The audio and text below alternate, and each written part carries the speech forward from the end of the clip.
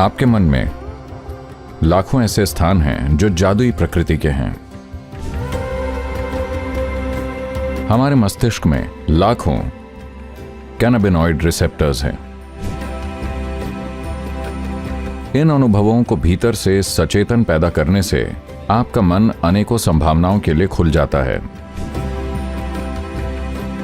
आपको यह समझना चाहिए कि मानव होना अपने आप में सुपर है।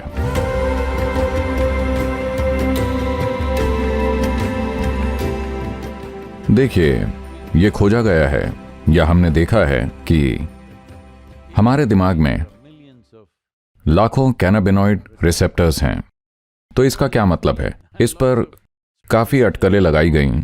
तो जाहिर है कि जो लोग नशा करते हैं उन्होंने कहा इसका मतलब है कि सभी को फूंकना चाहिए, या एक अटकल ये लगाई गई कि एक समय पर हम सब, हर इंसान फूंकता होगा। फिर यह निष्कर्ष निकला कि ये कैनाबिनॉइड रिसेप्टर्स इसलिए हैं क्योंकि शरीर खुद ये पैदा कर सकता है। मस्तिष्क में लाखों रिसेप्टर्स होते हैं और शरीर एंडोकैनाबिनॉइड्स को पैदा कर सकता है। तो अब इसका उत्पादन होगा या नहीं होगा, ये इस पर है कि आपने अपने आप को कैसे रखा है।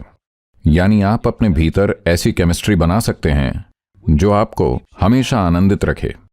लेकिन सबसे महत्वपूर्ण बात यह है कि जब ये बाहर से आता है तो शायद ये आपको थोड़े समय के लिए आनंदित कर दे, लेकिन आपकी जागरूकता को खत्म कर देता है। जब ये भीतर से आता है तो ये आपको आनंदित रखता है और साथ ही आपको एकदम सचेत रखता है, जो कि महत्वपूर्ण है। तो ये कोई सुपर ह्यूमन बनने की कोशिश के बारे में नहीं है, बल्कि ये समझने के बारे में है कि इंसान होना अपने आप में सुपर है। और जब आप अपनी ही प्रकृति से आनंदित होते हैं तो आप हमेशा पाएंगे कि आपका जीवन सुपर है। फर्क नहीं पड़ता कि कुछ चीजें हमारे जीवन में सही होती हैं, कुछ नहीं होती, कुछ हमारे तरीके से होती हैं, कुछ नहीं होती, पर ये वाला जीवन हमेशा हमारे तरीके से होना चाहिए। सद्गुरु, आपसे मिलकर अच्छा लगा। मुझे आपका काम बहुत पसंद है। इसी से संबंधित बात पूछनी है कि आप साइकेडेलिक्स के बारे में क्या सोचते हैं? क्या ये उन चीजों को दिखाने में सहायक है जो सामान्य तौर पर दिखाई नहीं देती? क्या ये हानिकारक है जिस तरह से आपने बताया, या फिर किसी तरीके से ये उपयोगी हो सकता है? देखिए, मनुष्य का मन ऐसा है कि इसे इस तरह देखिए कि ये लाखों कमरों का एक भवन है। सामान्य जीवन जीने वाले ज्यादातर लोग इनमें से 5 या 10 ही खोल पाते हैं, बस इतने ही। लाखों कमरे वैसे ही पड़े रहते हैं बिना यूज के। तो कभी कभार अगर आप उन कमरों में जबरदस्ती घुस भी जाते हैं, केमिकल लेकर या कुछ और, कभी ये चोट से हो सकता है या कभी किसी सदमे से हो सकता है कि लोग अपने मन के अन्य हिस्सों में प्रवेश कर जाते हैं, जिस पर वो यकीन नहीं कर पाते कि ये उनका दिमाग है, क्योंकि ये पूरी तरह से एक नई दुनिया लगती है। ये कुछ ऐसा है कि जैसे अगर आप में मान लीजिए कि आपकी आंखें ना होती और आपको दिखने लगे तो अचानक एक बिल्कुल नई दुनिया होगी। ठीक वैसे ही अगर आपकी आंखें कुछ खास चीजों के लिए खुल जाएं तो ये एक पूरी नई दुनिया लगती है, लेकिन नहीं, ये वही पुरानी दुनिया है, बस इसके कई आयाम हैं। और इंसान के मन ने अपने विकास क्रम की प्रक्रिया में इसमें इतने सारे कमरे जोड़ लिए हैं कि उनमें से अधिकतर अब तक खोजे नहीं गए हैं। तो इसका उद्देश्य क्या है? उद्देश्य यह है कि अगर हमारा ध्यान केवल जीवित बने रहने पर है, अगर लगातार हम बस जीवित रहने की प्रवृत्ति में बने हुए हैं, तो हमारे मन के वो कमरे जिन्हें हम खोज सकते हैं बहुत सीमित रह जाएंगे। अगर हमारा ध्यान और नजरिया केवल जिंदा बने रहने पर नहीं है, क्योंकि जिंदा रहने का मतलब होता है खुद को सुरक्षित रखने के लिए चारों ओर दीवार बना लेना। आप देखेंगे कि सभी प्राणी सुरक्षा की सीमाएं बनाते हैं। यह हमारी विकास क्रम की मेमोरी से आता है कि हमें जीवित रहना है, और जीवित रहना बेहद जरूरी भी है। अगर हम जीवित ही नहीं हैं तो फिर आगे क्या? कुछ भी नहीं। तो हमें जीवित रहना ही है, लेकिन क्या यह जरूरी है कि हमारी जीवित रहने की प्रवृत्ति हमेशा सक्रिय रहे? अगर आप जंगली जानवर हैं तो हाँ, यह हमेशा सक्रिय रहनी चाहिए, लेकिन हम इस स्तर तक विकसित हो चुके हैं जहां हमारा मस्तिष्क इस तरह से विकसित हुआ है जिसमें यह संभावना बनी है कि एक बार जब आप इंसान बन जाते हैं तो अब सिर्फ जीवित रहना आपको संतुष्ट नहीं करता, ऐसे कि उदाहरण के लिए बाकी सभी प्राणियों के लिए उनका पेट भर जाए तो उनकी जिंदगी सेटल हो जाती है, लेकिन एक इंसान के लिए अगर पेट खाली है तो केवल एक समस्या है, पर जब पेट भर जाता है तो 100 समस्याएं खड़ी हो जाती हैं। ये मनुष्य की प्रकृति होती है, क्योंकि इंसानों के लिए केवल जीवित बने रहना ही जीवन नहीं है। वास्तव में जीवन की शुरुआत उसके बाद होती है, जब जीवन की सुरक्षा सुनिश्चित हो जाए। मनुष्य की प्रकृति यही है, और फर्क नहीं पड़ता कि आप जीवन में कहाँ हैं, जीवन में किस स्थिति में हैं, आप जो भी हैं वहां से और आगे बढ़ना चाहते हैं। और अगर वो कल सुबह पूरा हो जाता है तो फिर आप कुछ और चाहते हैं, तो ये कुछ और कुछ और कुछ और चलता रहता है। अगर मैं आपको एक आकाश गंगा का सीईओ बना दूं तो आप कहेंगे बाकी आकाश गंगाओं का क्या।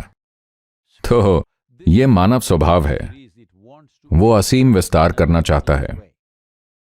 जब हम कहते हैं असीम विस्तार, मतलब हम अपनी अनंत प्रकृति में विस्तार करना चाहते हैं।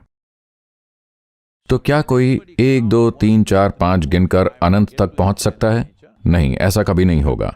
इसलिए यह जरूरी है कि हम फर्क कर सकें अपनी जीवित रहने की प्रवृत्ति और विस्तार की चाहत में।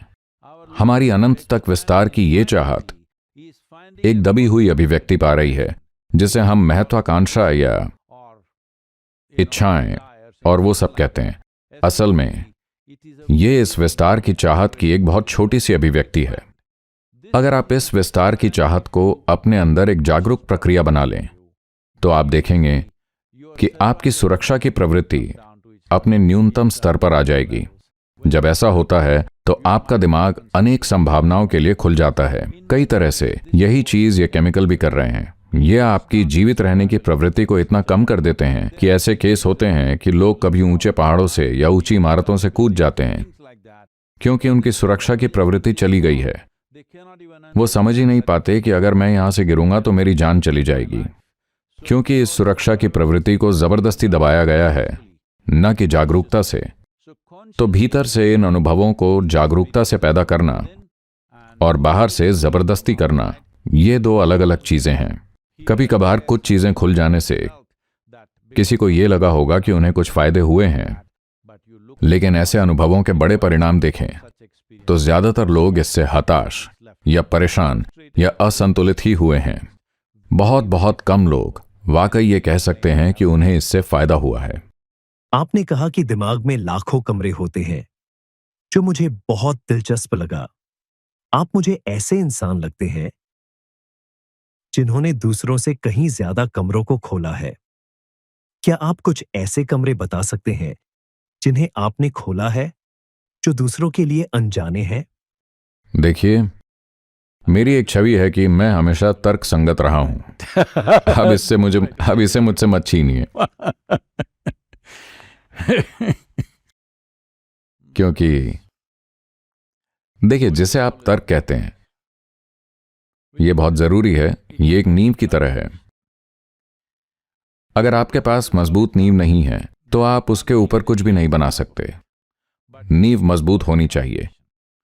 यही समस्या है उन लोगों के साथ जो सोचते हैं कि वो रहस्यवाद या तंत्र या आध्यात्मिकता में हैं, लेकिन उनके पास कोई ठोस तर्क संगत आधार नहीं होता, तो वो भ्रम में खो जाते हैं। और अगर आपको लगता है कि भ्रम एक खोज है, तो नहीं, ऐसा नहीं है। भ्रम आपकी समझदारी की सीमाओं को पार करने की एक कोशिश है, और आप इसमें सफल हो सकते हैं। यही समस्या है। तो तर्क नींव है, लेकिन हम नींव में नहीं रह सकते।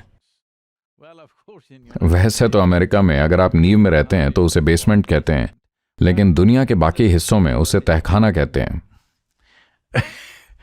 तो आप नींव में नहीं रह सकते, आपको उसके ऊपर एक ढांचा बनाना होगा। तो तर्क ठीक है, लेकिन केवल जीवन की सतह पर। अगर आप वहां देखें तो हर चीज तर्क संगत है, हर चीज तर्क के पैटर्न में फिट बैठती है।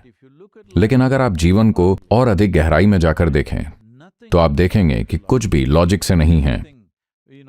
हर चीज में एक मैजिक होता है। मैं ये लॉजिक मैजिक बोल रहा हूं। मान लीजिए कोई भी चीज जो लॉजिकल नहीं है वो मैजिक है। अगर यहां कुछ ऐसा हो जिसे आप तर्क से नहीं समझ सकते, तो आमतौर पर आप उसे जादुई मानते हैं। तो आपके दिमाग में लाखों ऐसे स्थान हैं जो जादुई हैं।